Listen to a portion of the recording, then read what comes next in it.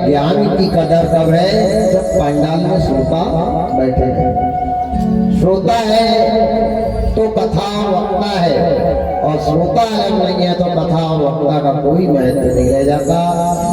आज 4 वेद 6 7 18 पुराण की कथा बताने के लिए सुखदेव जी महाराज आए, लेकिन इनसे कथा का रसपान किसने किया? सूत जी महाराज ने बताया। सुखदेव जी के पास जाकर के राजा परीक्षित बैठे। परीक्षित जी ने कथा का रसपान किया है। बड़ा सुंदर पूछा, ये परीक्षित कौन है, किसका बेटा है, और राजा परीक्षित ने भागवत की कथा क्यों सुनी? सूत जी महाराज 88,000 महात्माओं को बताने लग गए। द्वापर में राजा परीक्षित के जन्म की कथा है, ध्यान से सुने। महाभारत की कथा है, और महाभारत किसी लड़ाई का नाम नहीं है, याद रखना। महाभारत, लोगों ने महाभारत को बदनाम कर दिया। जहाँ 4 आदमी लड़ाई करते हैं, 2 आदमी उधर जाके बात करते हैं, अरे कल तो बड़ी महाभारत हो गई थी। अरे राम राम राम राम राम। लड़ाई तो क्या महाभारत? महाभारत क्या है? महाभारत धर्म युद्ध है। और महाभारत जैसी चीजें हमारे गांव में, हमारे क्षेत्र में जिस दिन होने लग जाए, समझ जाना हनुमान जी और कृष्ण भगवान साक्षात अवतार लेकर के आ जाएंगे। भगवान कहाँ आते हैं? जहाँ झगड़ा होता वहां भगवान आते क्या? जिस घर में लड़ाई होती वहां भगवान आते क्या? महाभारत में कौन आया था? महाभारत में साक्षात कृष्ण भगवान खड़े थे, और रथ के, अर्जुन के रथ के ऊपर हनुमान जी महाराज खड़े थे। तो बताओ, क्या झगड़ा देखने के लिए भगवान गए थे? ये धर्म का युद्ध था, धर्म की लड़ाई थी, अधर्म की लड़ाई नहीं थी, फालतू का झगड़ा नहीं था। बड़ी सुंदर कथा सूत जी महाराज 88,000 महात्माओं को बताने लगे कि द्वापर में एक हस्तिनापुर नाम की नगरी थी। हस्तिनापुर नगरी में 2 भाई रहते थे। बड़े अच्छे राजा थे, बड़ा अच्छा प्रेम था, बड़ी अच्छी एकता थी। एक साथ रहना, एक साथ खाना, एक सलाह से काम करना। बड़े भाई से बिना पूछे छोटे भाई कदम भी नहीं निकालने थे। ये मर्यादा है, ये धर्म है, और ऐसा घर होना चाहिए। ये महाभारत की कथा है। तो दोनों भाई का नाम था, एक भाई का नाम था पांडु राजा, और एक भाई का नाम था धृतराष्ट्र। दोनों भाई बड़े अच्छे, परम विद्वान, ज्ञानी पुरुष, और बहुत सम्मानजनक। बड़े भाई का सम्मान, छोटे भाई का आदर, एक साथ रह करके इनका जीवन। कमाई दिन भर जहां भी दोनों करते थे, लेकिन शाम को सारा का सारा पैसा बड़े भाई के पास, धन का मालिक बड़ा भाई बन करके बैठा था। कमाई दोनों की थी, लेकिन जब तक बड़ा भाई जिंदा रहे तब तक छोटे ने अपना अधिकार नहीं जताना चाहिए। ध्यान देना, ये धर्म की लड़ाई है। बड़े भाई कुर्सी पर जब तक बैठे रहते थे तब तक छोटा सामने खड़ा रहता था। ये मर्यादा है, ये धर्म है, ये नीति है। बड़ा अच्छा दोनों भाई का नियम। पांडु राजा के 5 बेटे थे। बड़े बेटे का नाम था धर्मराज युधिष्ठिर, छोटे बेटे का नाम था अर्जुन, उससे छोटे का नाम था भीम, उससे छोटे का नाम था नकुल, और सबसे छोटे का नाम था सहदेव। 5 पांडव। ये पांडु राजा के 5 बेटे। और धृतराष्ट्र के 100 बेटे थे। दुर्योधन, दुशासन, कौरव, विभुक्षी, विकुक्षी इत्यादि 100 बेटे थे धृतराष्ट्र के। दोनों के मिला के परिवार में कितने भाई हो गए? 105 भाई। और 105 भाई में सबसे बड़े थे धर्मराज युधिष्ठिर। एक साथ रहना, एक साथ खाना, एक सलाह से रहना। जब तक बड़ा भाई बैठा रहता था, सारे के सारे 104 भाई खड़े रहते थे। बड़े भाई की बराबरी में कभी नहीं बैठे। ये है मर्यादा और बड़ी एकता। और सुमति सबकी मति है। युधिष्ठिर जो कहते थे वो वो छोटे भाई करते थे, कभी अपनी मनमानी आज तक नहीं करी, बिना बड़े भाई से पूछे घर के बाहर कदम भी नहीं निकालते थे। और बाबा तुलसीदास जी तो लिखते ही है कि जिस परिवार में, जिस घर में, जिस गांव में, जिस मोहल्ले में एकता रहेगी, सुमति रहेगी, वहां संपत्ति की कमी नहीं रहती है। बाबा लिखते हैं जहाँ सुमति तहाँ संपत्ति नाना, जहाँ सुमति तहाँ संपत्ति नाना, जहाँ सुमति तहाँ संपत्ति नाना, जहाँ सुमति तहाँ संपत्ति नाना, जहाँ सुमति तहाँ संपत्ति नाना, जहाँ सुमति तहाँ संपत्ति नाना, जहाँ सुमति तहाँ संपत्ति नाना, जहाँ सुमति तहाँ संपत्ति नाना। सिया राम जय राम जय जय राम, सिया राम जय राम जय राम, सिया राम जय राम जय राम, सिया राम जय राम जय राम। जिस परिवार में, जिस घर में सुमति रहेगी, घर में एकता रहेगी, भाई भाई की, देरानी जेठानी की, सास बहू की, भाई भाई की, वो घर में संकट, विघ्न, क्लेश, आपत्ति, विपत्ति का प्रवेश नहीं होता। जहाँ सुमति तहाँ संपत्ति नाना, और जहाँ सुमति तहाँ विपत्ति निधाना।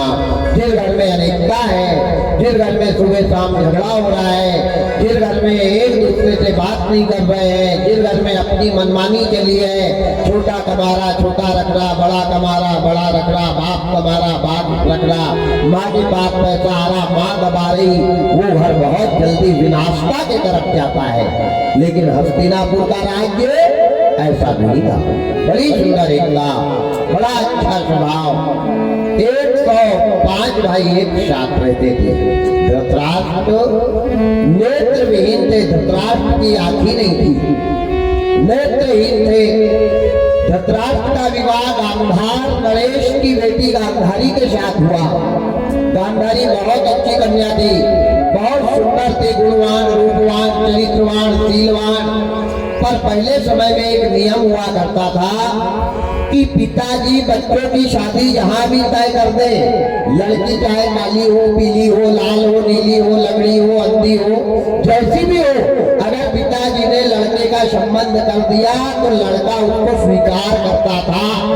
और पहले ये नहीं था कि जाकर के लड़का लड़की को देखे। कुछ बुजुर्ग लोग बैठे हैं, पूछो इनसे कहते कि अम्मा को देख ले।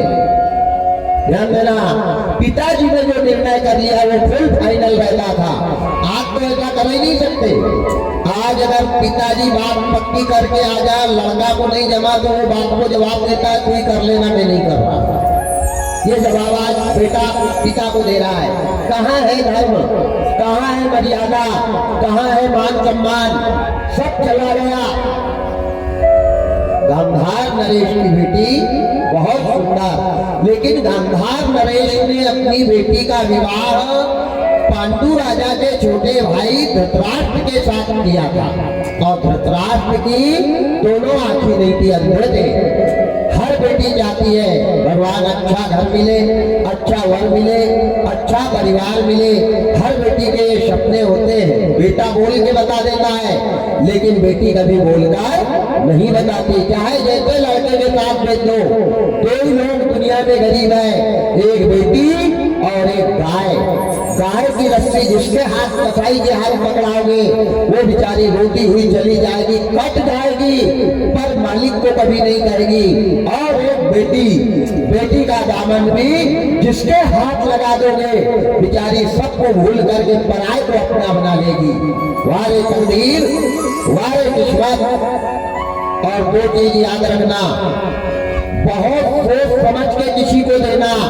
एक बेटी 10 बार सोचना कि इस घर में बेटी देना है या नहीं देना है। एक बेटी और एक गाय। गाय भी कलयुग में हर पंडित को दान नहीं करना चाहिए, क्योंकि ब्राह्मणों ने भी गाय कसाई को बेचना चालू कर दिया है, याद रखना। और जब ब्राह्मण के यहाँ से गाय कसाई के घर जाती है तो ब्राह्मण तो नरक में जाएगा ही जाएगा, लेकिन जब गाय कटती है ना तो जिसने दान दिया है उस व्यक्ति को कोसती है कि पाखंडी, तूने कोई अच्छे आदमी को मेरे को दान करना था, ऐसे पापी को दान किया जहां आज मेरा गला कट रहा है। और एक बेटी भी खानदान वालों के यहाँ देना, 10 बार सोचना, तब अपनी बेटी का हाथ दूसरे के हाथ में देना। अपने सिर का भार कम करने के लिए, अपनी मुक्ति पाने के लिए, अपने भार को उतारने के लिए बेटी और गाय हर किसी को नहीं देना चाहिए, याद रखना। और ये दोनों का श्राप कभी खाली नहीं जाता, एक बेटी का और एक गाय का। बेटी भी अगर अच्छे घर की है और संकट में चली गई तो जीवन भर कोसती है कि मेरे पिताजी ने क्या देखा, मेरे पिताजी ने क्या देखा। वो संकट सहते जाती है और पिता को कोसते जाती है। आज गांधार नरेश ने अपनी बेटी धृतराष्ट्र के साथ संबंध पक्का कर दिया। लड़का लड़की को नहीं देखता है, लड़की लड़का को नहीं देखती है। उस समय मोबाइल तो थे नहीं कि वो सेफली ले ली और भिजवा दी। सेफली साफली क्या कहते हैं उसको, है पहले, अब आजकल तो हो गया है। पहले सेफली का, आजकल सेफली सेल्फी का समय है, पहले ये सब नहीं था। पहले तो जो पिता ने कर लिया, कोई संदेश ग्रहण नहीं थे जाने के भिजाने के। तो इधर बड़ा सुंदर धृतराष्ट्र को दूल्हा बनाया। दूल्हा बना करके धृतराष्ट्र गांधार नरेश की राजधानी में ब्याहने के लिए गए। बहुत सुंदर जन्माशा दिया। जहाँ जन्माशा दिया वहाँ बच्चों का स्वभाव होता है, छोटे छोटे बच्चों का, कि बच्चे अगर भोजन करने बैठ गए, बारात गांव में आ गई तो वो जाकर के दूल्हा को देखते हैं, तर्क करते हैं, काला है कि गोरा है, क्या पहन के आया, पैंट शर्ट पहन के आया। तो बच्चे का स्वाभिमान है। बच्चों की भीड़ लग गई। जहाँ जन्माशा दिया था दूल्हा को देख रहे हैं, भाई दूल्हा कौन है। कोई झरोके में से झांक रहा है, कोई रोशनदान में से झांक रहा है, कोई खिड़की में से देख रहा है कि दूल्हा है कौन का। अचानक एक छोटी सी कन्या अंदर चली गई और अंदर जाकर के जो देखा तो धृतराष्ट्र की आंखों में कुछ नहीं था, दिखाई नहीं रहा था। दोनों नेत्र विहीन बैठे हुए थे। अब जब उनको स्नान कराने के लिए उठाया गया तो 2 आदमी हाथ पकड़ के चला करके ला रहे थे। जैसे लड़की ने, कन्या ने देखा कि राम राम राम राम राम, दीदी के लिए तो अंधा दूल्हा आया है। दौड़ करके गई और गांधारी से बता दिया। गांधारी बड़ी सुंदर सज रही है, फूलों का गजरा पहन रही, हाथों की मेहंदी देख रही है, अपना श्रृंगार कर रही है, काहे के लिए कि आज मैं दुल्हन बनूंगी। जैसे कन्या ने जाकर के बताया गांधारी को कि गांधारी हुआ, दीदी तुम्हारे को जो ब्याहने के लिए आया है ना वो आदमी अंधा है। गांधारी को विश्वास नहीं हुआ। गांधारी ने सोचा नहीं नहीं नहीं, मेरे पिताजी वाला अंधे लड़के के लिए मेरी शादी क्यों करेंगे। मेरे अंदर क्या कमी है, रूपवान हूँ, गुणवान हूँ, चरित्रवान हूँ, किसी प्रकार का कोई दोष मेरे अंदर नहीं है। लेकिन फिर भी गांधारी को विश्वास नहीं हुआ तो उन्होंने एक सयानी सखी को बुलाया। सयानी यानी होशियार, चतुर, गुणवान सयानी सखी को बुलाया और कहा भाई ये छोटी छोटी कन्याएं ऐसा बता रही है, बताओ तुम जाकर के देख के आओ, क्या सही में अपने को जो मेरे को ब्याहने आए हैं मेरा पति अंधा है। इन्हें कहा ठीक है मैं देख करके आती हूँ। तो सयानी सखी गई और जाकर के जैसे देखा तो धृतराष्ट्र को हाथ पकड़ के चलाया जा रहा था। दोनों आंखी चेहरे पर नहीं थी। आकर के सहेली रोने लगी, गांधारी को गले से लगाया और गले से लगाकर कहा देवी तुम्हारे को जो ब्याहने के लिए लड़का आया है सही में वो अंधा है, उसकी दोनों आंखें नहीं है। गांधारी एक कोने में बैठ गई और बैठ करके रोने लगी। हर बेटी अच्छा वर चाहती है, हर बेटी अच्छा घर जाती है, हर बेटी अच्छी ससुराल चाहती है, बैठ करके रो रही है। लेकिन बेटी है मना कर नहीं सकती। बेटी ने प्रण कर लिया कि मेरे पिताजी ने अगर जो संकल्प लिया है, मेरे पिताजी ने अगर मेरा संबंध अंधे के साथ किया है तो मैं सब छोड़ करके जाऊंगी और अंधे पति के जीवन को संवारूंगी। और उस दिन गांधारी ने संकल्प कर लिया, एक काला कपड़ा बुलाया और कह दिया कि अगर अंधा पति मेरे को मिल रहा है, मेरा पति दुनिया के दृश्य को नहीं देखता है, जब तक मेरा पति जिंदा रहेगा, आँखी होने के बाद भी मैं अंधी बन जाऊंगी और काली पट्टी लेकर के अपनी आंखों में सौगंध खा करके बांध ली कि मैं दुनिया के कोई दृश्य को नहीं देखूंगी। ये अगर मैं दुनिया के रूप को देखती हूँ, दुनिया के संस्कार को देखती हूँ, तो मेरा पतिव्रत धर्म समाप्त हो जाएगा। ऐसा विचार करके गांधारी ने अपनी आंखों में काली पट्टी बांध ली और राष्ट्र के साथ शादी करके घर आ गई। जीवन में 100 बेटे को जन्म दिया, 100 बेटे को गोदी में खिलाया, 100 को दूध पिलाया, लेकिन 100 बेटे में से एक भी बेटे का चेहरा नहीं देखा। आंखों पे पतिव्रत धर्म की पट्टी बंधी है। ऐसी गांधारी ने 100 बेटे को जन्म दिया। दोनों भाई के मिलाकर के ये 105 भाई हुए। बड़े अच्छे से रह रहे, एक साथ रह रहे, एक सलाह से रह रहे। एक दिन दुर्योधन के मन में क्या विचार आया, तो दुर्योधन 104 भाई को छोड़ करके अपने कमरे में आकर अकेला बैठ गया। अब खाली दिमाग शैतान का घर। आदमी ने कभी खाली नहीं रहना चाहिए। कोई काम नहीं है तो रामायण पढ़ने लग जाओ, रामायण नहीं पढ़ सकते तो भजन लिखने लग जाओ, भजन नहीं लिख सकते तो कोई ना कोई काम से लगे रहो, खाली मत बैठो। जिस दिन आदमी खाली बैठता है उस दिन काल आकर के ज्ञानेंद्रिय में प्रवेश कर जाता है। दुर्योधन अपने शयन कक्ष में गया, बेडरूम में गया और जाकर के बैठ गया, अकेला बैठ गया, गेट बंद कर लिए और विचार कर रहा है। विचार क्या कर रहा है? अभी खुद का पिताजी जिंदा है, बड़े पिताजी जिंदे हैं। विचार क्या कर रहा है कि अपने पिताजी उन मरेंगे तो ये प्रॉपर्टी किसको मिलेगी? अब बताओ, दोनों के पिताजी जिंदे हैं। अरे मरेंगे जब मरेंगे तब बात लेना, अभी तो जिंदे बैठे हैं ना। लेकिन वारी तकदीर, वारे किस्मत। विचार कर रहा है कि दोनों पिताजी मरेंगे तो ये प्रॉपर्टी का मालिक कौन बनेगा? अच्छा, हमारी समाज का नियम है, हमारी जाति का नियम है कि पिताजी के मरने के बाद घर का संचालन करना, रिश्तेदारी का संचालन करना, समाज का संचालन करना और घर को अच्छे से लेकर के चलना, ये बड़े बेटे की जिम्मेवारी है। ध्यान देना, जीवन में कभी बड़ा भाई बनना मत, और बड़ा भाई बने हो तो राम के जैसे बड़े भाई बनना। तो भाई में खूब भाई जब तक खूब भाई, और भाई में नहीं भाई तो भाई ही भाई के लिए बन जाता है कसाई। याद रखना। दुर्योधन अकेला बैठ करके विचार कर रहा है कि पिताजी उन दोनों मरेंगे तो ये हस्तिनापुर का राजा कौन बनेगा? अब 105 भाई में सबसे बड़े थे धर्मराज युधिष्ठिर। फिर खुद ही विचार भी कर रहा कि अरे राजा तो युधिष्ठिर बनेगा, वो अपने से बड़ा है। फिर खुद ही प्रश्न कर रहा कि वो अपना सगा भाई थोड़ी है, वो तो काका का लड़का है, ताऊ जी का लड़का है। और हम 100 होने के बाद राजा नहीं बनेंगे, वो 5 को है वो राजा बन जाएंगे। अगर पांडव का भाई युधिष्ठिर राजा बन गया तो अपन क्या ठूठ पड़ के कौवे बनाएंगे? विनाश काले विपरीत बुद्धि। अच्छा, इसके जो 99 भाई थे ये बहुत अच्छे थे।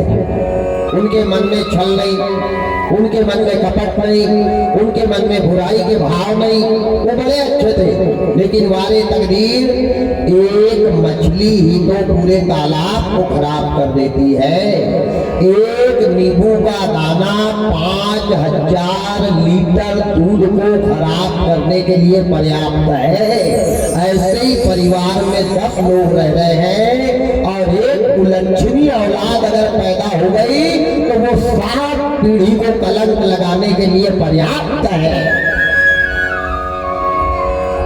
बंधी मुट्ठी लाख की और खुल गई मुट्ठी तो खाक की। आज परमात्मा, आज विधाता साक्षात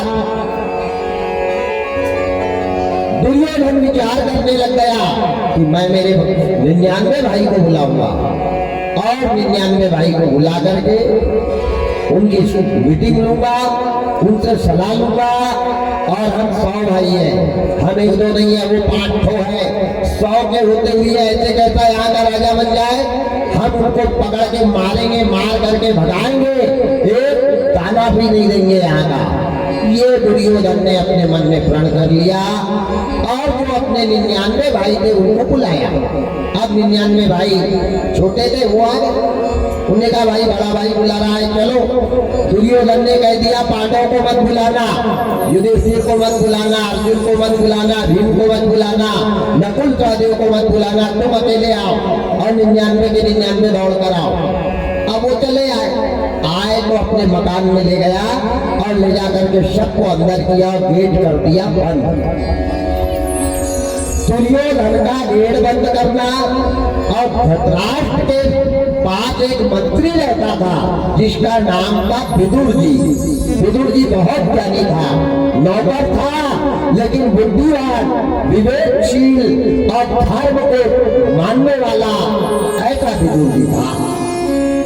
दुर्योधन ने जैसे दरवाजा बंद किए वैसे विदुर जी वहीं से निकले और दरवाजा के पास कान लगा के सुनने लग गए। इसीलिए कहते हैं ना कि भैया धीरे बोलो, दीवाल के भी कान होते हैं। उस दिन विदुर जी दीवाल के पास कान लगा के सुन रहे थे।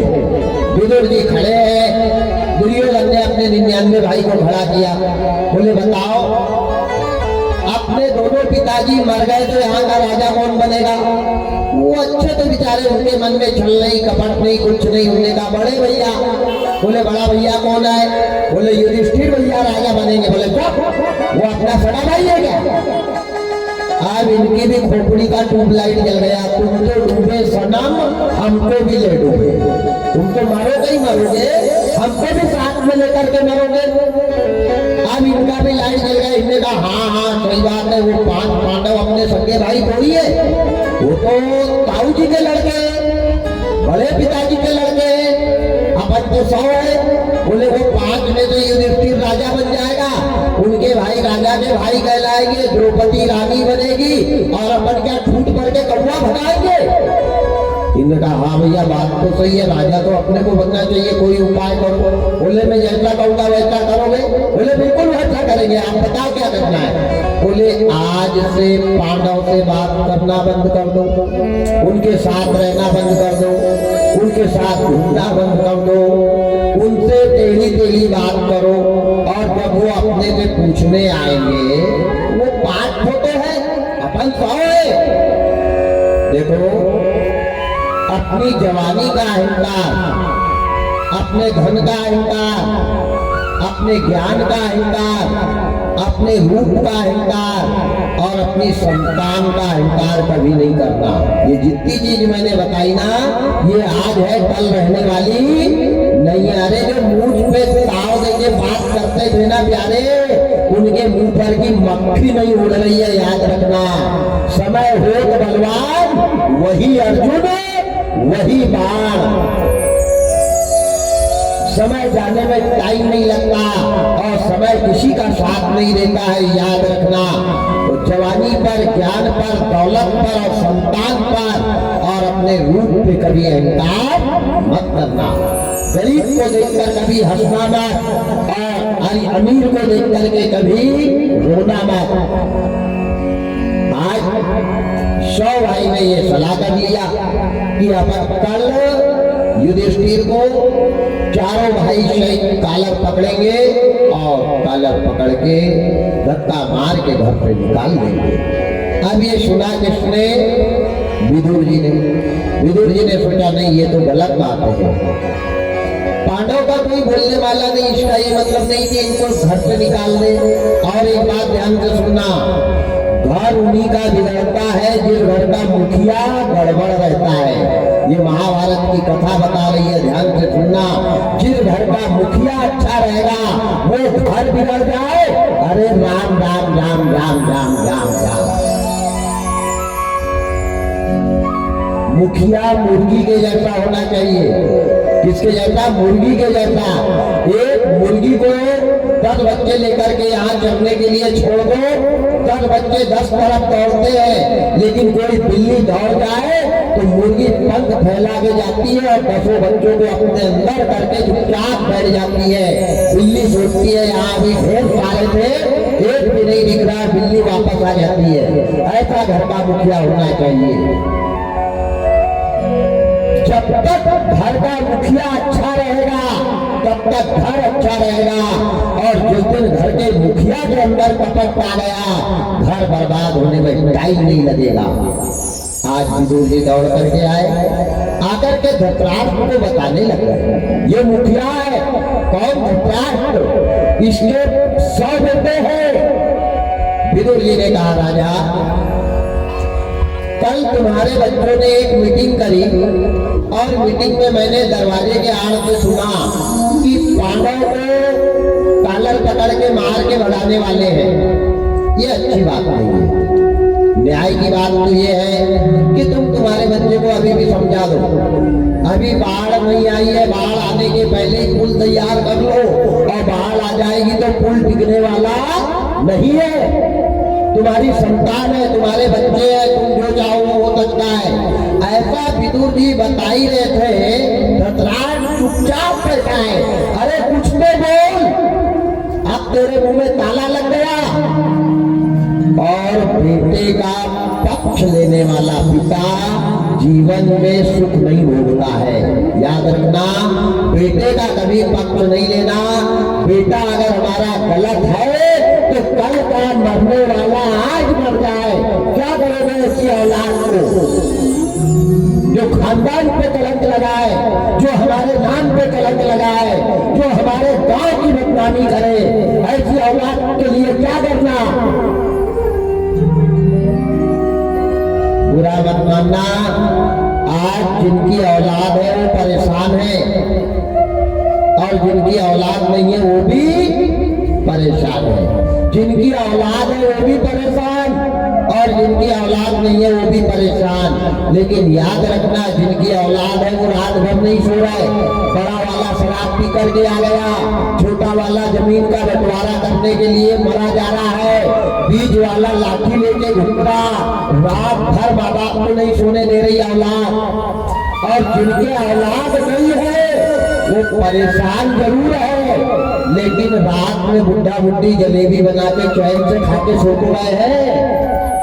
तो जिनकी औलाद नहीं है वो सुखी है, जिनकी औलाद है वो दुखी है। प्यारे, औलाद से सुख नहीं मिलता है। अगर औलाद से सुख मिलता तो देवकी के 8 बच्चे थे, उनका सुख मिला।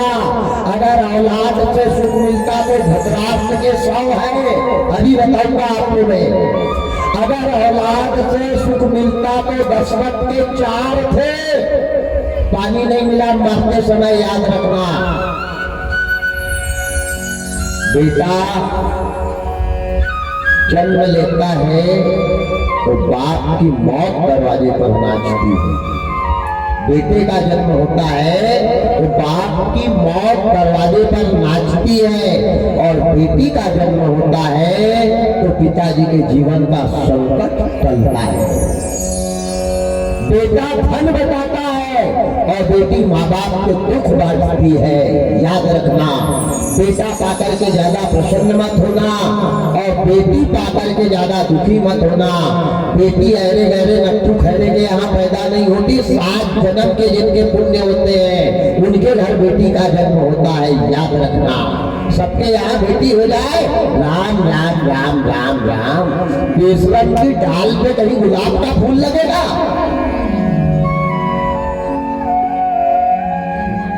बेटी माँ बाप के दुख को देख करके रोती है, और बेटा माँ बाप को जीवन भर रुलाता है। इतना फर्क है मेरे भाई, बेटा और बेटी में। याद रखना, वारे तकदीर, वारे किस्मत, वारे समय की 84। धृतराष्ट्र बैठा है।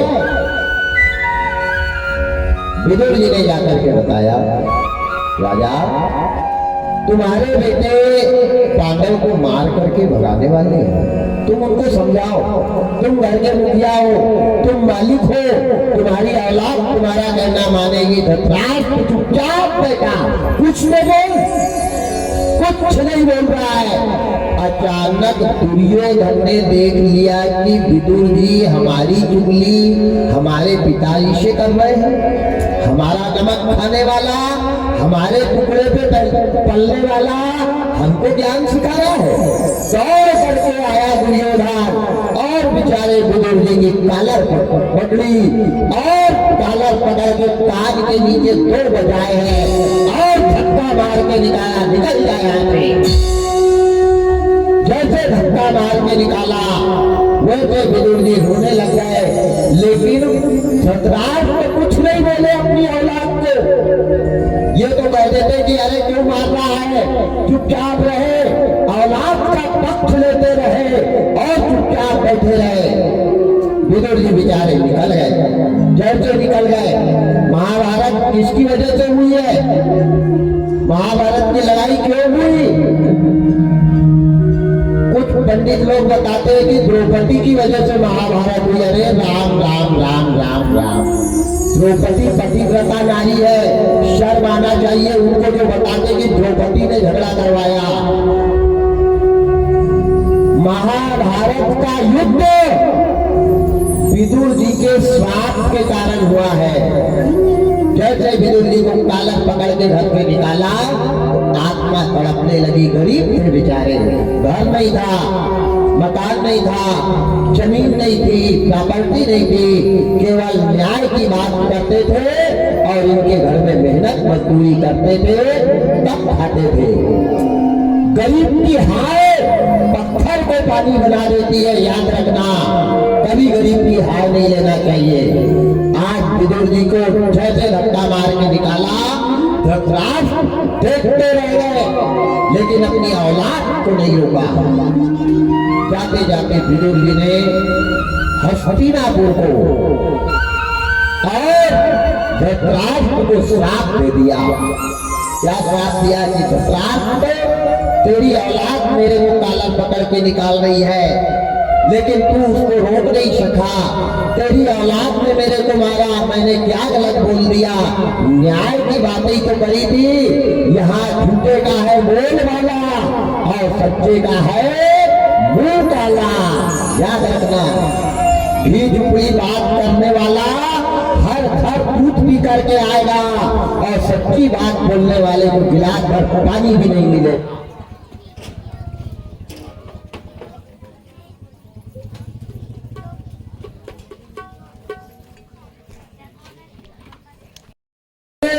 लेकिन उनको रोके नहीं, समझ जाना ये कोई अंधा खड़ा है, जिसका विवेक मर जाए वो अंधा है, और अंधे का घर सब बर्बाद हो जाए इसका कोई भरोसा नहीं है। ये विदुर जी ने श्राप हस्तिनापुर और धृतराष्ट्र के परिवार को देकर चले गए। निकल गए बेचारे, रोते हुए दोनों पति पत्नी गए, जंगल में गए और जंगल में जाकर के घास फूस चुन करके लाया। एक छोटी सी मड़ैया बनाई और मड़ैया बना करके वहां मेरे गोविंद के भजन करने लग गए, गोविंद का ध्यान करने लग गए, गोविंद का चिंतन करने लग गए। परमात्मा, अब हमारी लाज तुम्हारे भरोसे है। ये दुनिया को हमने अपना समझा, लेकिन ये दुनिया हमारी नहीं हो पाई। स्वयं भगवान के चिंतन कीर्तन में लग गए और भगवान की छवि मन में बसा ली।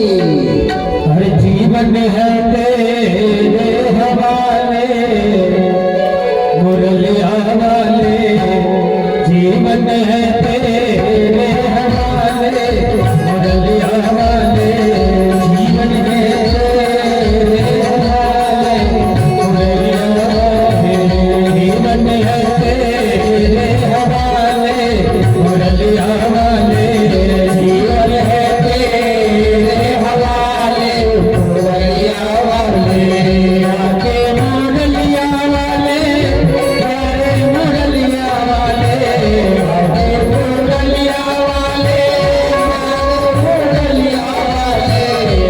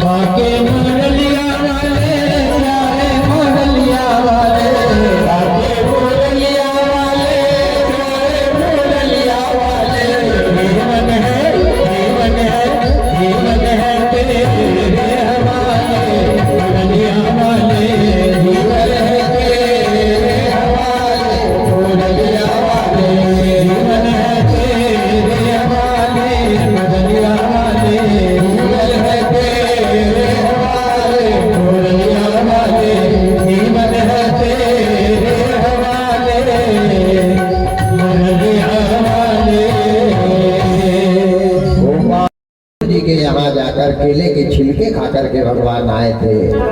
भगवान दौलत के, मकान के, पूजा पाठ की सामग्री के, खुशबू वाली अगरबत्ती से प्रसन्न नहीं होते करके गए। इधर पांचों पांडवों को छोड़ दिया। 100 भाई ने एक तरफ घूमने लग गए। बात नहीं करना, अकड़ करके चलना, टेढ़ी तिरछी बात करना। याद रखना, हमारा दुश्मन अगर हमारे बीच में बैठ करके बात कर रहा है ना, तो उसके शब्दों से पता चल जाता है कि ये हमारा पक्ष का है या विपक्ष का है। आदमी के शब्द बता देते हैं। धीरे धीरे धीरे धीरे बाइकाट होने लग गए, उनसे दूर होने लग गए। बात नहीं करना, उनके साथ रहना नहीं, उनके साथ घूमने नहीं जाना, उनके साथ खाना नहीं, उनके साथ सोना नहीं, अलग अलग रहना। वो समझ गए। एक दिन युधिष्ठिर ने दुर्योधन को बुलाया और दुर्योधन से कहा, भैया हमारे से कोई गलती हो गई क्या? 8 दिन हो गए, तुम हमारे से ना बात कर रहे हो, ना हमारे साथ में रह रहे हो, जिधर हम जाते उधर नहीं आ रहे, रात में भोजन हमारे साथ नहीं कर रहे, या तो पहले कर लेते या खाना के टाइम पे रहते ही नहीं। क्या बात है भैया, कोई गलती हो गई? दुर्योधन ने कहा, हमारे से आज के बाद बात मत करना। क्या मतलब? हम कौन होते तुम्हारे? ध्यान देना, भीम के अंदर कितनी ताकत है? एक भुजा में 72,000 हाथी का बल भीम में है। एक भुजा में 72,000 हाथी का बल। जब एक भुजा में इतनी ताकत है तो दोनों भुजा में कितनी होगी? और जब दोनों भुजा में इतनी होगी तो 5 के अंदर कितनी होगी? मेंढक कुएं में सोचती है कि संसार बहुत बड़ा है, कुएं के बाहर निकल जाए तो उसकी भी खोपड़ी का लाइट जल जाए कि सही में संसार है। हम अपने आप में सोचते हैं कि मैं सब कुछ हूँ। अरे हम कोई खेत की गाजर नहीं है। याद रखना, बड़े बड़े पड़े हैं हम, जिनके पैर की धूल नहीं है। ताकत इतनी है पांडव के अंदर, बल इतना है पांडव के अंदर। अगर अपनी वाली पे आ जाता ना भीम, तो ये 100 को पोस्टमार्टम लायक भी नहीं बचने देता।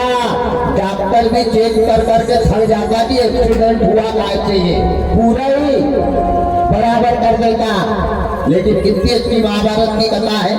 हर घर में लाठी होना चाहिए, हर घर में तलवार होना चाहिए, हर घर में बंदूक होना चाहिए, साधन होना चाहिए।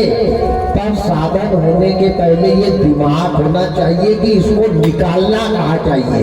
नहीं पता चले भाई से झमक गई कोई निकाल के दौड़ गए।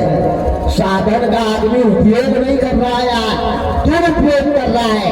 ताकत हमारे अंदर है तो क्या भाई की खोपड़ी फोड़ने के लिए? बल हमारे अंदर है तो क्या पिताजी को गाली बकने के लिए? ज्ञान हमारे अंदर है तो क्या गांव के बुजुर्गों को नीचा दिखाने के लिए? जब आदमी अपने साधन का दुरुपयोग करने लग जाता है तो उसकी मौत उसके सामने नाचती है। चाहे ज्ञान रूपी साधन हो, चाहे वाहन रूपी साधन हो, चाहे दौलत रूपी साधन हो, चाहे जवानी रूपी साधन हो। इसका जब आदमी दुरुपयोग करने लग जाता है, चींटी के पर तभी फूटते हैं जब उसकी मौत आ जाती है। याद रखना, ऐसे ही किसी चीज का गर्व कभी नहीं करता। आज 100 भाई को गर्व क्या है कि ये 5 है, इनको कॉलर पकड़ेंगे और लात मार के भगाएंगे। लेकिन ये नहीं मालूम कि 5 अपनी औकात पे आ जाए तो 100 को 2 मिनट नहीं लगने देंगे। क्या धर्म है? वारे भाई, भाई हो तो युधिष्ठिर जैसा भाई हो। आज धीरे धीरे धीरे जब बात नहीं करने लग गए, युधिष्ठिर ने कहा, भैया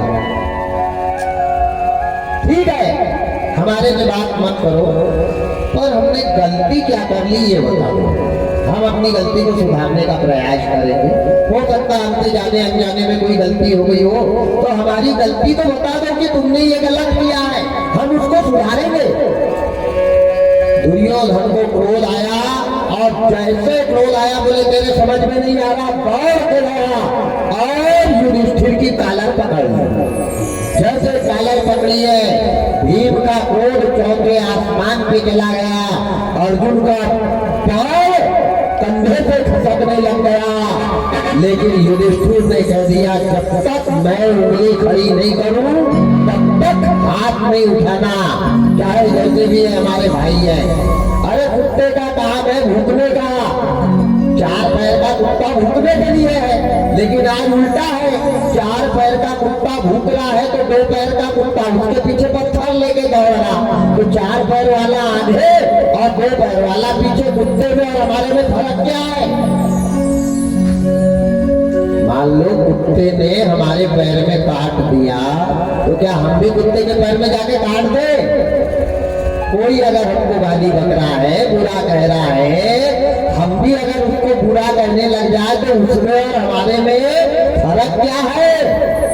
आवत गाड़ी एक है, पलटत हो अनेक, और वापे नहीं पलटिए वही एक की एक। अगर कोई एक कहता है, हम दो कहते हैं तो वो चार कहेगा, हम 8 कहेंगे तो वो 16 कहेगा, हम 32 कहेंगे तो वो 64 कहेगा, फिर चलेंगे लाख और फिर जाओ भाई खेला खाना करवाओ जमानत।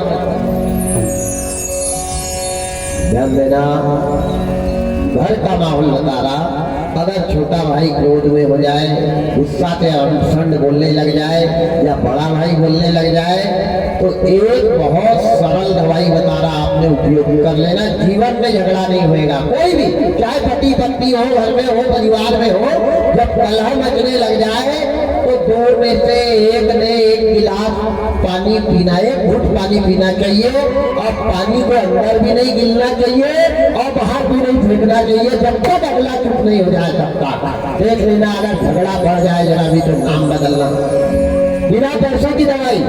जब गुस्सा आया कि पानी को मुंह में रख लो, अपने आप गुस्सा शांत हो जाएगा।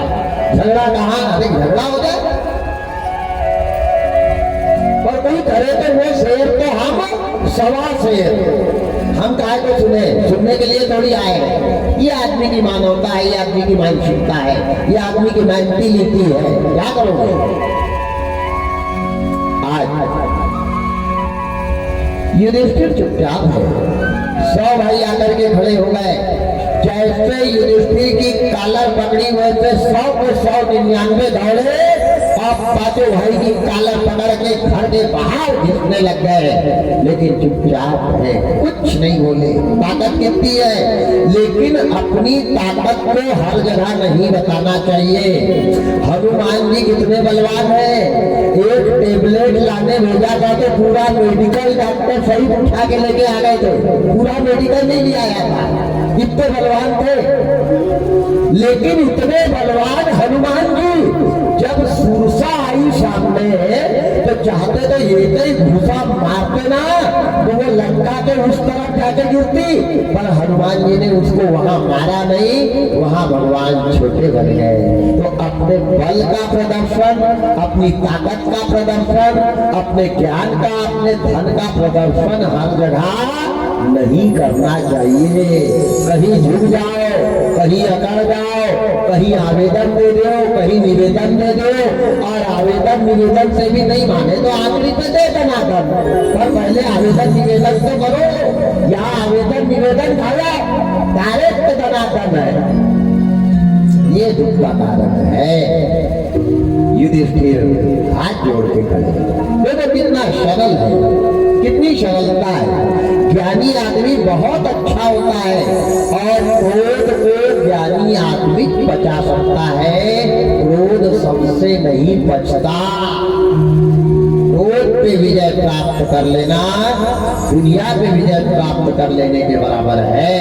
आज परमात्मा दीन बंधु दीनानाथ दया के सागर करुणा निधान पांचों भाई की कॉलर पकड़ के घर के बाहर किया, पांचों हाथ जोड़ के खड़े रो रहे, आंखों से आंसू की धार बह रही है। द्रौपदी दूर खड़ी माताएं ध्यान से सुनना, घर में भाई भाई का कितना ही झगड़ा हो जाए, पत्नी ने भाई भाई के झगड़े में बीच में नहीं आना चाहिए। वो आज भाई भाई लड़ रहे हैं, कल ऐसे जाएंगे।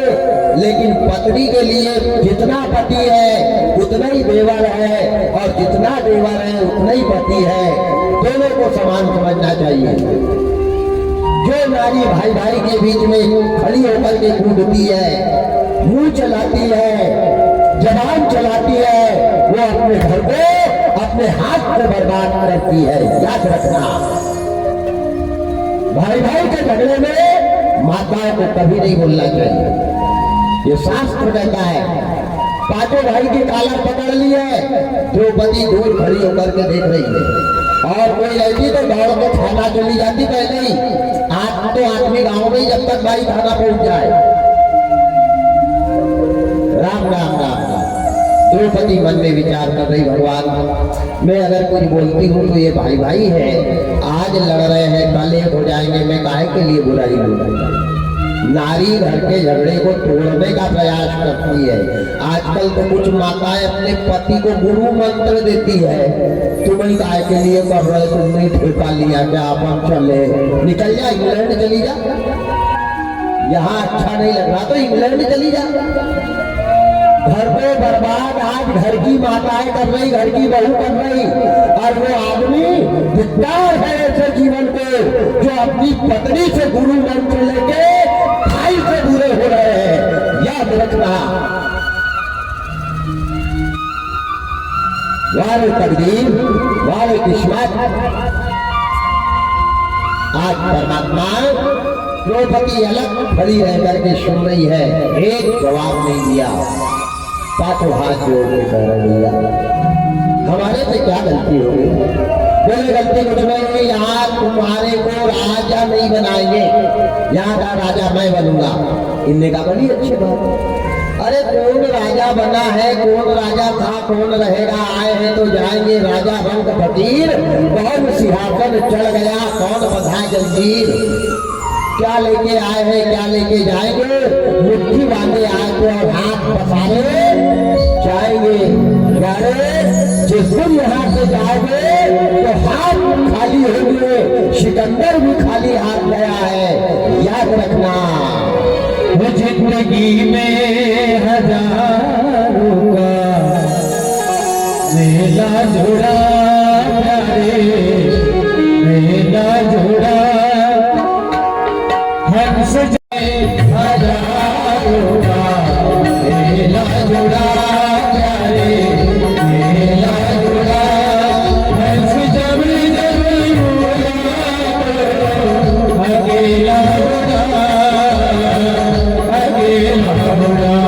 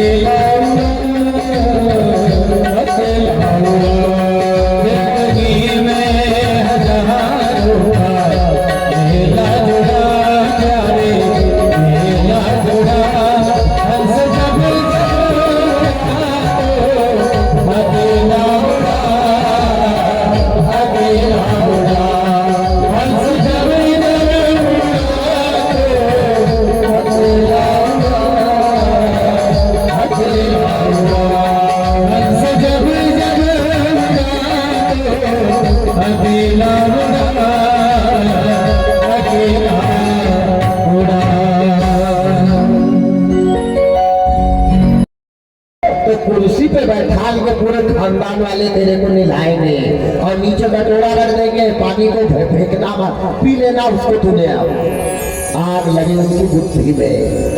राम राम राम राम राम। जीते पिताजी, जब तक पिताजी जिंदा है तब तक पैर नहीं पड़ेंगे, दिया नहीं बताएंगे, पैर धोकर नहीं पिएंगे और फोटो लटका के अगरबत्ती घुमाएंगे। मालूम है जब था तब नहीं, मरे को भोग लगेगा यहाँ और जिंदे को एक निवाला नहीं दिया जाएगा। वारी दुनिया। मरने के बाद कोई कहते दादा तम्बाकू खाते थे, बीबी रख दे वही मस्त खाएगा आगे बैठ के। कई कहते बिना तार चुके जाते नहीं थे, तार चुके रख दे, लाइट बताते रात में आएगा तेरे घर में वो। हे प्रभु, मरने के बाद ही खोपड़ी के पास घी का दिया जलाया जाता है, जीते जी घी खाने को नहीं दिया जाता है। क्या खेल है। मैं निवेदन करता हूँ, माँ बाप की सेवा जीते जी जितनी हो सके, एक फटा गमछा अगर बाप के कंधे पे दिख जाए तो तुरंत उतार के फेंक देना, नया पहना देना। मरने के बाद 20 रुपए के कफन के अलावा दूसरा कुछ मत ले जाना, जीते जी पहनाओ। समाज के लोग मरने के बाद धोती लेकर जा रहा है, कागज लेके जा रहा है, वो मुर्दा क्या पहनेगा?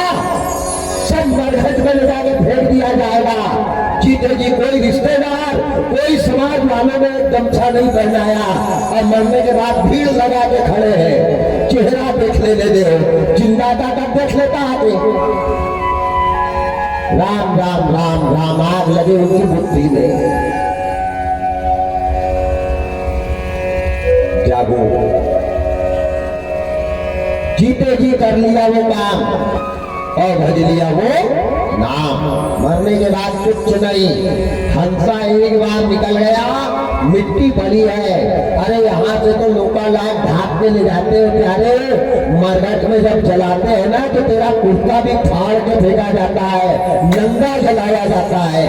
याद रखना, कमर का धागा भी पास में नहीं होगा। क्या है तेरा? फिर भी मेरा मेरा मेरा करके मर गया। मेरे के चक्कर में भाई से बात नहीं कर रहा, मेरे के चक्कर में पड़ोसी पे लग चला रहा, मेरे के चक्कर में समाज में बुराई कर रहा, मेरे के चक्कर में माँ बाप से बुरा हो गया। तेरा अंत क्या है? एक बार अपने अंत को देख ले, बस सब मेरा नहीं रह जाएगा। ऐसे भाव देखो, आज पांडव को दौलत के चक्कर में भाइयों ने कालर पकड़ के निकाल दिया, बेचारे रो रहे हैं। इनने कहा राजा तेरे को नहीं बनाएंगे। इनने कहा भैया हमको राजा मत बनाना। कौन राजा यहाँ रहा है, कौन राजा रहेगा? आनी जानी दौलत है, वो साल दूसरा था, ये साल दूसरा है। सब दिन एक समान नहीं होते, हमको राजा नहीं बनना। अरे दुनिया के क्या राजा बनना, राजा बनो तो उसकी नजर में राजा बनो प्यारे। अकलवर आदमी के घर पानी भरने की नौकरी कर लेना, बुद्धि सुधर जाएगी। अकलवर आदमी के घर पानी भरने की नौकरी कर लेना, लेकिन मूर्खों के बीच में कभी राजा मत बनना, नहीं बुद्धि खराब हो जाएगी।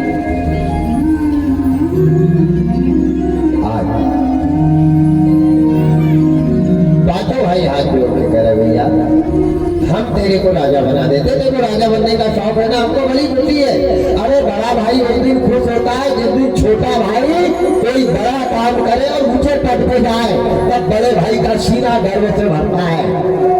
राम जी ने कैकेयी से यही कहा था कि माँ मेरा छोटा भाई राजा बने, इससे अच्छा मेरे लिए क्या हो सकता है। अगर भरत राजा बनता है तो मेरे को 14 साल में जिंदगी भर का वनवास भी काटना पड़े तो ये राम चला जाएगा, ये राम चला जाएगा। लेकिन किसके लिए? अगर छोटा भाई राजा बनता है तो हमने तो रात में भी जाके छोटे भाई की मेड़ में हल चलाया है, हम भी एक नंबर के बड़े हैं।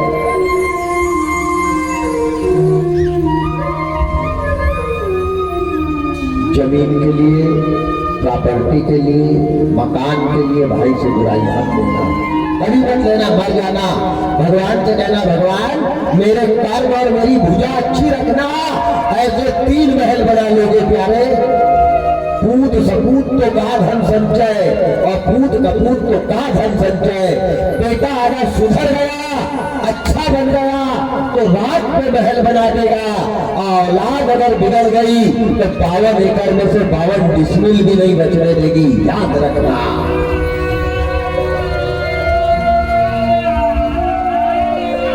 कई ने बेटाली, कई की बिक गई जुआ के चक्कर में, सट्टा के चक्कर में, शराब के चक्कर में, वैश्यों के चक्कर में, लेकिन उस बाप ने मर के जोड़ कर गया। इसलिए औलाद के लिए धन मत जोड़ो, औलाद को ज्ञानवान बनाओ तो रात में महल बना लेगी। और ज्यादा धन औलाद के लिए जोड़ा तो रावण ने बर्बाद कर दी सोने की लंका को। याद रखना, 1 लाख बेटा, 1.25 लाख नाती, जिसके घर में दिया जले ना बाती, याद रखना। ऐसा धर्म हो। आज पांचों भाई हाथ जोड़ देते, भैया हमारे को कुछ नहीं चाहिए, एक काम कर, तेरे को राजा बना देते, हम तेरे पैर दबाएंगे। बड़े भाई कह रहे छोटे को, लेकिन खोपड़ी पे काल नाचना है। विनाश काले, जब खोपड़ी के ऊपर काल रहता है तो हमको अच्छी बात बुरी लगती है। क्यों लगती है? बाबा लिखते हैं, जब प्रभु दारुण दुख देहि, जब प्रभु दारुण दुख देहि, आत्मति करे हर देहि, आत्मति करे हर देहि, जब प्रभु दारुण दुख देहि, जब प्रभु दारुण दुख देहि, आत्मति करे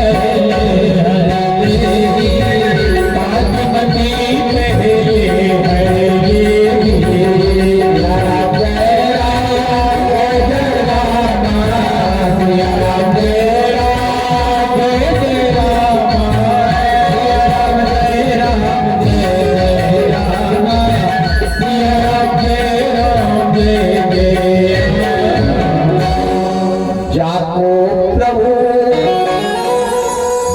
दारुण दुख देई, ताकि मती रहे।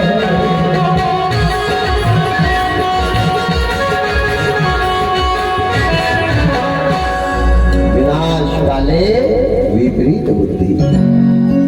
काल जब माथे पे नाचता है तो अपने वाले की बात भी बुरी लगने लग जाती है। ध्यान से सुनना, जब हमारे अपने वाले की कोई बात बुरी लगने लग जाए तो आज की कथा को याद रखना कि जरूर आपकी खोपड़ी पे काल आकर के बैठा है।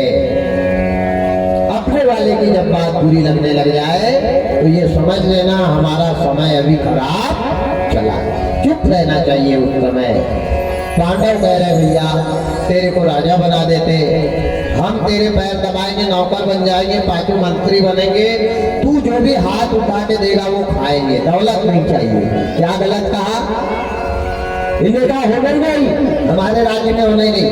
इन्हें कहा चल ठीक है भैया, तेरे गांव में नहीं रहेंगे, हस्तिनापुर में नहीं रहेंगे, गांव के बाहर थोड़ी सी सरकारी जगह में हम 5 मकान बना लेते हैं, वहां रहेंगे, मेहनत मजदूरी करेंगे, खा पी ले। अरे होने नहीं, हमारे देश में नहीं होना, ईमानदारी से चले जाओ नहीं गला काट लेंगे।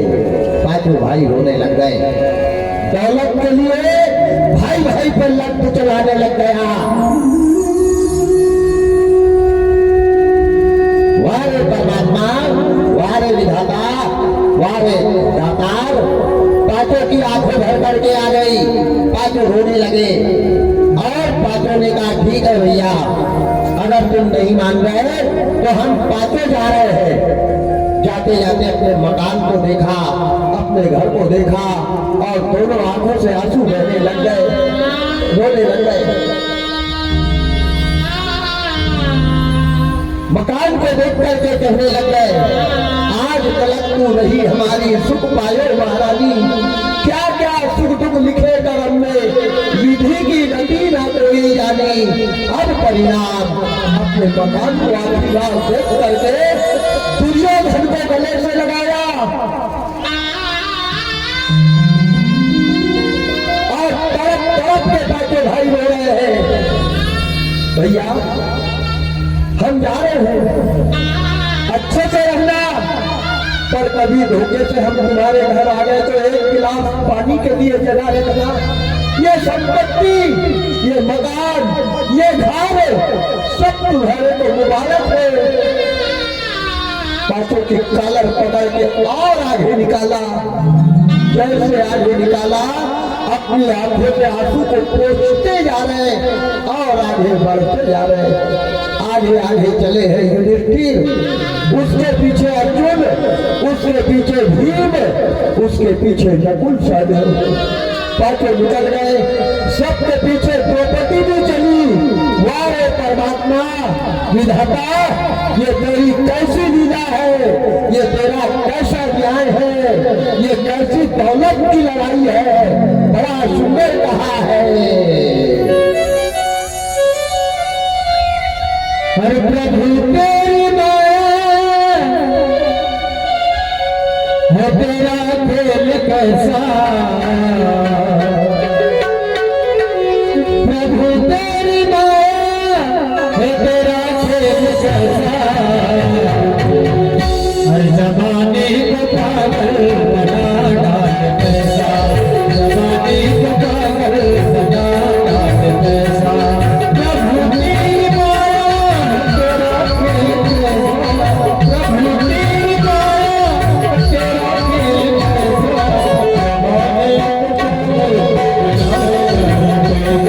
कैसा।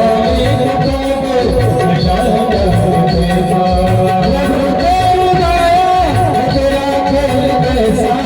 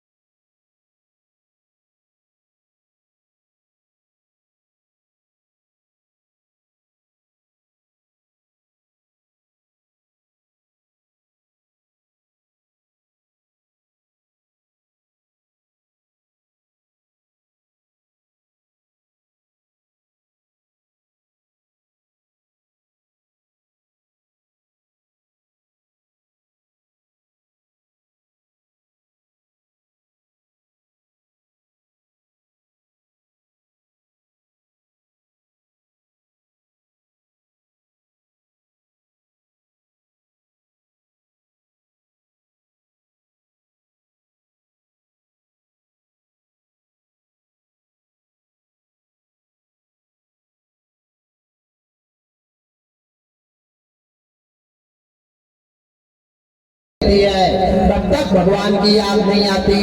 जब तक माया के बाजार में रहता है तब तक भगवान की याद नहीं आती, और जब माया साथ छोड़ देती है तब मायापति की इंसान को याद आती है। दुख में सुमिरन सब करे, सुख में करे न कोई, और जो सुख में सुमिरन करे तो दुख काहे को। इसकी याद आई भगवान की कब आई?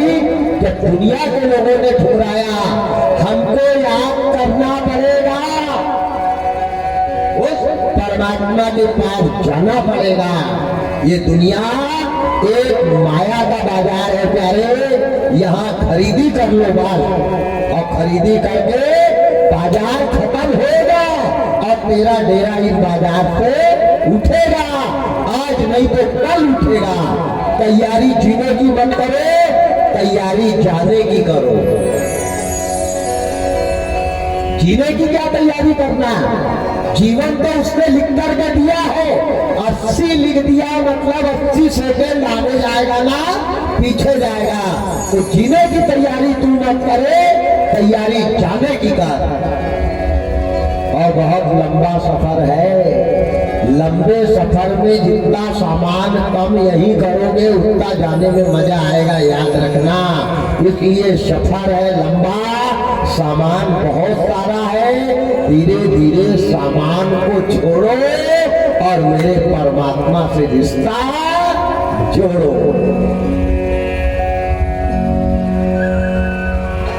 ज्यादा सामान रहेगा, पता चले रेलवे स्टेशन पे 2 अटैची ऊपर रखी, 2 नीचे रह गई, रेल ने सीटी बजाई निकल गई, तो अटैची तो वहीं पड़ी, तू कहाँ रहेगा, सामान कहाँ रहेगा। इसलिए बोझा करो कम, यही जीतेगी। 65 तक खूब जोड़ो और 65 के बाद धीरे धीरे छोड़ो और 2 काम में लग जाओ, एक भोजन और एक भजन। कि दुनिया का बल करे देख लिया, श्यामा का बल करे देख जरा।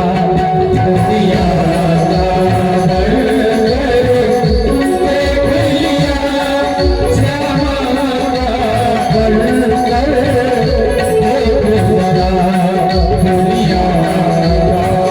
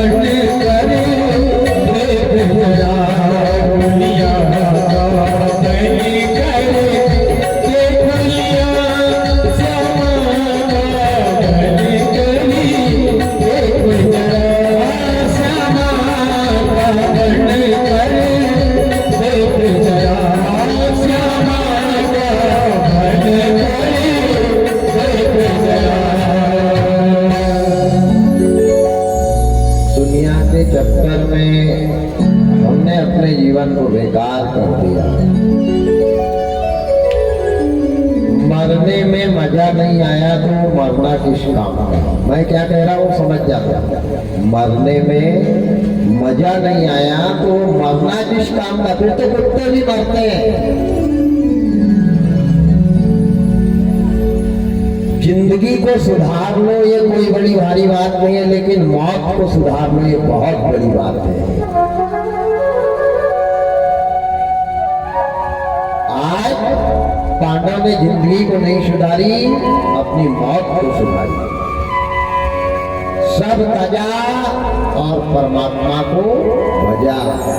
जैसे पांडव ने जीते जी सबको छोड़ा, ऐसे ही तुमको भी जीते जी छोड़ना पड़ेगा, तब मौत सुधरेगी।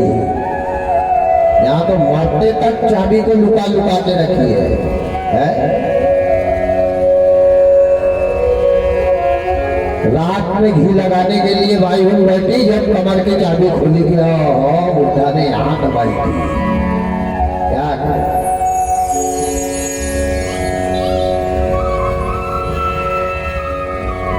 कुछ ऐसा काम कर लो आनंद आ जाए। पांडव ने सब कुछ छोड़ दिया। कितनी सुंदर कथा है। जब तक माया में रहोगे मायापति नहीं मिलेंगे, और जब माया छोड़ दोगे तो डायरेक्ट मायापति मिल जाएंगे। आज पांडव जब तक हस्तिनापुर में थे भगवान नहीं मिले, और जैसे सब छोड़ा तो डायरेक्ट भगवान मिले। एक मयान में दो तलवार नहीं रह सकती, एक मयान में एक ही तलवार रखो। या तो माया के होकर रहो या मायापति के होकर के रहो। माया को जोड़ने के बाद छोड़ना है। छोड़ना मतलब घर छोड़ के नहीं भगना है। माया में रहकर मायापति के भजन करना और माया से मन को हटा देना। माया क्या है? बेटा माया, बेटी माया, पत्नी माया, परिवार माया, घर माया, खड़ा है ट्रैक्टर माया, भैंसी माया, कपड़े माया, जेब, यही तो भगवान की माया है। क्या है? या काम बुढ़ापे में कौड़ी भरना नहीं करेंगे, चुपचाप 1 मिनट नहीं रहेंगे, काम कौड़ी का नहीं करेंगे, जो बकड़ करेंगे।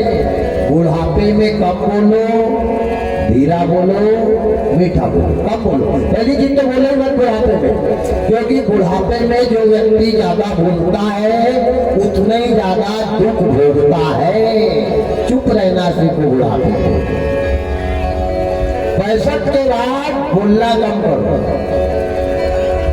बाकी आप 65 के बाद बोलना ज्यादा होता है। ट्रैक्टर कहाँ खड़ा रखा, तू ही जाके बैठ के चालू करके ले आ, सामने कर देना जा। अरे कहाँ रखा, वो चूल्हे में जाए। अब तो माया से अलग हो, अब तो मायापति के भजन में लग। गायत्री मंदिर में जाए, एक माला का जाप कर, आनंद आ जाएगा। क्या करेगा? तेरे ट्रैक्टर पे नहीं ले जाएंगे, तेरे बांस पे ही ले जाएंगे।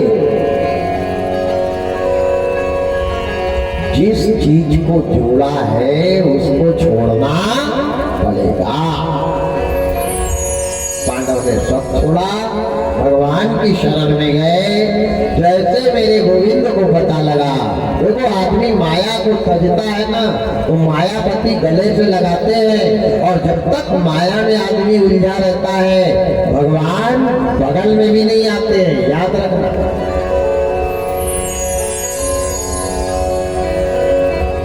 मैं ये नहीं कह रहा हूं कि माया जोड़ो मत, बहुत जोड़ो, उसका समय 65 तक जोड़ो, उसके बाद में छोड़ना ही है ना। अच्छे से छोड़ दोगे तो आनंद आएगा, नहीं वो तो छुड़ाएगा ही काम।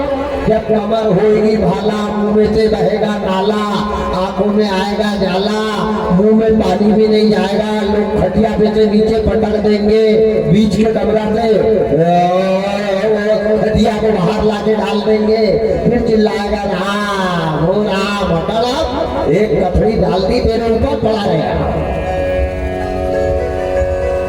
जिनने अपने समय का दुरुपयोग किया है उनकी मौत बिगड़ी है। सावधान। समय का उपयोग कर लो, अभी भी टाइम है। सुबह का भूला शाम को घर आ जाए, भूला नहीं कहते, पांडव ने सब छोड़ करके भगवान की शरण ले ली। शरणागत की शरणागत रक्षा करते हैं। भगवान को पता चला पांडव मेरे दरवाजे आए हैं, दौड़ करके गए और युधिष्ठिर को मेरे गोविंद ने गले से लगाया। युधिष्ठिर कैसे आए? देखो भाई कैसा होना। माताओं से निवेदन है, घर में चाहे कितना ही झगड़ा हो जाए, घर का झगड़ा माँ बाप के यहाँ जाकर बहू ने नहीं बताना चाहिए कभी। कान खोल के सुनना, हमारे घर की बदनामी हमारे घर की लक्ष्मी कर रही है। हमारे घर की बदनामी हमारा भाई कर रहा है। हमारे घर की बदनामी हमारा बाप कर रहा है। हमारे घर की बदनामी हमारी माँ कर रही है। अपने घर में चाहे लाठी चल जाए, घर के अंदर जो भी हो जाए, घर के अंदर की बात पड़ोसी के कान पे भी नहीं जाना चाहिए। इसको कहते हैं घर। अब यही देखो, पांचों को कालर पकड़ के बेइज्जती करी, बेइज्जती करके घर पे भगाया। भगवान कृष्ण ने पूछा कैसे आए? इनने कहा भगवान हम आए नहीं। अरे हम क्या आते, हमको कुछ मत देना, लेकिन जिसने कालर पकड़ के तुम्हारे घर का रास्ता बताया उसको सब कुछ देना। अगर हमारे भाई हमारी कालर पकड़ते नहीं तो आज हमें तुम्हारे दरवाजे आते नहीं। गोविंद धन्य है परमात्मा, धन्य है वो भाई। और कोई रहते तो जाते कृष्ण से कहते भैया हमको तो मार के भगाया, चलो तुम्हें फैसला करो। ना ना ना गोविंद, हमको कुछ नहीं चाहिए और हम आए नहीं है, हम भेजे गए हैं। उनका कल्याण हो, उनको और हमारे बदले की संपत्ति मिले। अगर वो आज ऐसा करते नहीं तो भगवान तुम्हारे दर्शन मरते तक हमको नहीं होते। कितनी सुंदर कथा है। माया को छोड़ने पर मायापति मिल जाते हैं, ये पक्का है। भगवान ने शरणागत की पूछा, तो पूछा, पांचों ने पूछा, पांचों ने अपने घर की बुराई नहीं बताई। भीम ने चारों से कह दिया, युधिष्ठिर ने चारों से कह दिया कि देखो अपने घर का झगड़ा है, अपने मुंह से अपने घर की चाहे जैसा भी है तो अपने भाई है। मारा तो मारा, भाई नहीं मारा, कोई दुश्मन ने नहीं मारा, भगाया तो भाई नहीं भगाया। और हम भी अगर उनकी बुराई बताने लग जाएंगे तो हमारे से बड़ा पापी कौन होगा। इसलिए अपने घर की बुराई भगवान को भी बताना नहीं है। पांचों ने नहीं बताया, पांचों ने कुछ नहीं बताया। भगवान ने बड़े आनंद से, भगवान समझ तो गए कि पांचों एक साथ आए मतलब कोई ना कोई कारण है, वैसे तो आज तक नहीं आए। आज आए मतलब दाल में काला है। अरे दाल में काला नहीं, पूरी दाल ही काली है। दाल में काला नहीं है, पूरी दाल काली है। भगवान समझ गए ये बता नहीं रहे हैं, पर भगवान को ये मालूम था कि ये भले ही नहीं बताए, इनके साथ एक बाई है। माताओं का स्वभाव है, माताएं 56 प्रकार का अनाज पचा लेंगी, लेकिन बात भाइयों से कभी पचती नहीं है। ये बात भगवान जानते थे कि यहाँ एक CID है, कौन द्रौपदी, किसी के घर की बात की पूरी जानकारी लेना है तो उस घर की बाई को अपने पक्ष में कर ले। देखो रोज कान को पूरी जानकारी मिल जाएगी। माताओं के अंदर गलत स्वभाव है। ये माताएं घर की बदनामी दूसरे के यहाँ जाकर के करती है। आजकल तो बदनामी क्या, माँ बाप को, सास ससुर को ढोलक हारमोनियम बना लिया है। कई बहुएं कहती हमारे यहाँ की बुद्धि ज्यादा बजने लग गई। हारमोनियम है क्या, बज रही है वो। बेटा बाप को कहता है हमारे यहाँ बुद्धा आजकल ज्यादा बजता है, लगा रहा है। राम राम राम राम क्या शब्द है। वारे परमात्मा, वारे विधाता, वारे पांचों पांडवों को भगवान ने शरणागत दी है। पांचों ने भोजन किया, रात के 10 भी नहीं बजे और पांचों सो गए। अब इतनी दूर से थके हारे गए, खाना खाया, एकदम से नींद आ गई। जैसे सोए हैं कृष्ण भगवान बार बार विचार कर रहे कि ये कब बताएंगे, सब बताएंगे। पर कृष्ण भगवान ने सोचा इन्हें नहीं बताया, लेकिन मेरी बहन, कृष्ण भगवान की बहन थी कौन? द्रौपदी। ये मामा बुआ के भाई बहन थे। अब पांचों सो गए। जिनका घर चला गया, प्रॉपर्टी गई, सब कुछ गया, उनको चैन की नींद तो आई। नींद किसको आती है? जिनके पास कुछ है ही नहीं। और जिनके पास भरा हुआ है वो रात में 4 बार उठ के देखते। रात की नींद भी दौलत हराम कर देती है, याद रखना। फकीर आदमी को पेड़ के नीचे नींद आ जाएगी। और जिनके घर में माल खजाना भरा है वो डल्लब के गद्दे में भी करवट रात भर बदलते ही रहेंगे कि कोई इधर से घुस नहीं जाए। क्या करोगे ऐसी दौलत को जिसने न सोने दिया न चैन से रहने दिया? पांचों पांडव आराम से सो गए। 12 बज गए रात के। द्रौपदी सिर पे हाथ रख के बैठी है। भगवान अचानक 12 बजे द्रौपदी के कमरे में चले गए। अरे इन्होंने कहा भाई अब भगवान को तो पता लेना था। भगवान जानते थे कि द्रौपदी सब पकड़ेगी अभी, माताओं का मुंह खुले और कोई बात बाकी रह जाए। अरे राम राम राम राम राम राम। इन्हें कहा भाई सो नहीं रही? द्रौपदी क्या सो भैया, हमारे किस्मत में कहाँ सोना लिखा? तुमको क्या है हमारी? अरे क्या हो गया? क्यों इनने नहीं बताया था क्या हुआ? तो नहीं नहीं कोई बात नहीं। क्या हो गया? कुछ गड़बड़ हो गया क्या? मत पूछे भैया, क्या बताऊं, अब हमारी तो किस्मत ही खराब हो गई। अच्छा, माताओं को जमाने भर का टेंशन। आदमी कर्जा ला करके पूरा कर रहा, हारी बीमारी में पूरा कर रहा, भूखा नहीं मरने दे रहा, लेकिन रात में खोपड़ी माताओं की दिखती है। सफेद रुमाल उनकी खोपड़ी पे बंधा रहता। अब जो कर के मर रहा वो बेचारा चैन सो रहा है, फोकट में माताओं का सिर दर्द की बीमारी हो रही है। क्या करोगे? अरे काय का दर्द, खाओ पियो चैन से रहो। तो द्रौपदी सिर पे हाथ रख के बैठी, क्या बताए, हम तो बर्बाद हो गए हमारा। अरे क्या हो गया? क्या बताए भैया, कल इनको सबको कॉलर पकड़ के घर पे भगा। आए कॉलर पकड़ के? हाँ। किसने? इनके भाई को नहीं बताया? अरे मत पूछो, वो तो मैं हूँ, मेरी तो किस्मत फूट गई, अब मैं कहाँ जाऊँ, मेरा कौन है, इनके सिवा कोई है नहीं, इसलिए आ गई। तो कम से कम चुप तो रहे। आ गई तो वो तेरा पूरा करेंगे, पर चुपचाप रहने की बात नहीं। पूरी घर की पोल पट्टी द्रौपदी ने बता दी कि इनको मारा, इनकी कॉलर पकड़ी, इनको घर पे भगाया, इनका धन छीन लिया, इनकी प्रॉपर्टी छीन ली। कृष्ण भगवान ने कहा बहन अब चैन से सो जा, कल देखता हूं मैं।